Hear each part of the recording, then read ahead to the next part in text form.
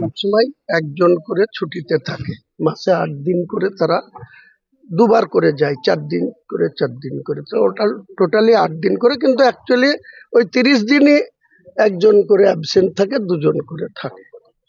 আজকে একজন কালাম, সে কাঁদি বাড়ি, আজকে এসছে 8টার সময় রিপোর্ট করেছে। আমি তখন অফিসে কাজে ব্যস্ত ছিলাম, প্রচুর বীরভূম, নদিয়া, মেদিনীপুর থেকে লোক এসেছিল অত সকালে, তাদের সঙ্গে কথা বলছিলাম। ইন দি টাইম আমার ছেলে আমাকে বলে যে আমি 10 মিনিট তোমার সঙ্গে কথা বলবো, তুমি তো বেরিয়ে যাবো। আলা হ্যাঁ।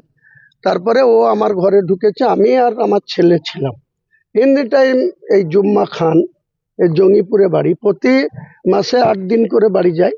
ও আজকে এসছে, আর ও সঙ্গে সঙ্গে বলা নাই কওয়া নাই, ও আমার 100 মিটার দূরে আলাদা একটা বাড়ি আছে, সেই বাড়িতেই সিকিউরিটিরা থাকে। একজন আমার বাড়িতে থাকে নিচে, আর বাকিরা ওখানে থাকে, ড্রাইভার ওখানে থাকে, কেউ হঠাৎ করে গেস্ট আসলে থাকে। কালকে মেদিনীপুর থেকে 3-4 জন এসছে, করিমপুর থেকে 3-4 জন এসছে। ওই বাড়িতে আমার থাকার জায়গা আছে, তাদেরকে থাকতে দিয়েছি।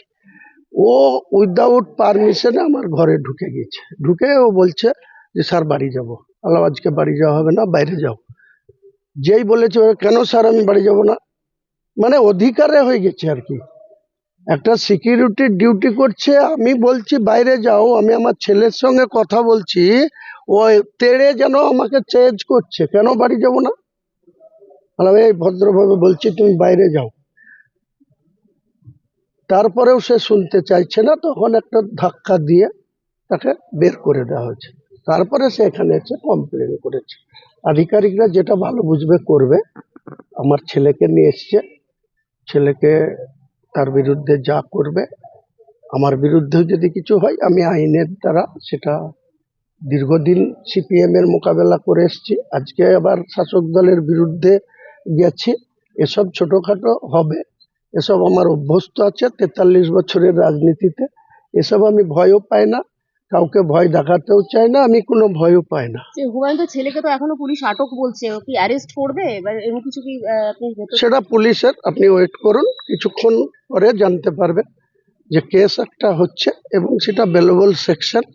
তাকে এখান থেকেই জামিনের ব্যবস্থা করা হচ্ছে। একজন লয়ার আসবে, তার জামিন করে নিয়ে বাড়িতে যাবে। তাহলে কি বৃহস্পতিবার আপনার এই মানে যদি মানে বেলেবল সেকশনে যদি না, ওনাদেরকে আমি বলেছি যে সিসি ক্যামেরা আছে আমার বাড়িতে, ওনারা যাবে, ওনাদের এক্সপার্টকে ডেকেছে, সিসি ক্যামেরা তারা চেক করবে, দেখবে কি ঘটনা ঘটেছে, তারপরে যেটা হবে। এই ঘটনাটা আপনার মনে হলো না যে পুলিশ অতি সক্রিয়, মানে একদম সাথে সাথে অভিযোগ পেলো, সঙ্গে সঙ্গে আপনার ছেলেকে তুলে নিয়ে এলো? সেটা আমি আর বলছি না কিছু, সেটা পুলিশ আধিকারিকরা, তাদের কি ভূমিকা, তারা উপরওয়ালাদের নির্দেশে কাজ করতে হয়। যারা নিচের স্তরে থানা চালায় বা এসডিপিও র্যাঙ্ক, তাদেরকে তো উপরওয়ালাদের নির্দেশ পালন করতে হয়। এই ব্যাপারে আমি আর কিছু বলবো। বৃহস্পতিবার দিন আপনার কর্মসূচি কি ঠিক থাকছে? না না না না, এই ঘটনা নিয়ে আমি হিট অফ দ্য মুভমেন্ট যখন জানতে পেরেছিলাম যে আমার বাড়িতে 4 গাড়ি 5 গাড়ি পুলিশ এসডিপিওর নেতৃত্বে গেছে, তখন আমি বলেছিলাম। কিন্তু এখন আলোচনা করে আমার যা মনে হলো যে ঘটনা সামান্য ঘটেছে, সেই ঘটনার জন্য কেস হচ্ছে, সে কেস জুডিশিয়াল দিয়ে আমরা মোকাবেলা করব। আমার নামেও হচ্ছে, ছেলের নামেও হচ্ছে, হোক না। আপনি কি আলোচনায় খুশি? আপনি কি আলোচনায় খুশি? নিশ্চয়ই খুশি, সত্যপূর্ণ আলোচনা হয়েছে। এসডিপিও সাহেব এবং আইসি হরিয়ারপাড়া অরূপ রায় এবং ওসি শক্তিপুর ইন্দ্রনীল মাহাতো, এনাদের সঙ্গে আমার সুন্দর আলোচনা।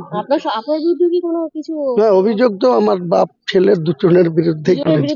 অভিযোগ হয়েছে। হ্যাঁ। হুমায়ুন একটু হিন্দিতে নিয়ে নিই আপনার।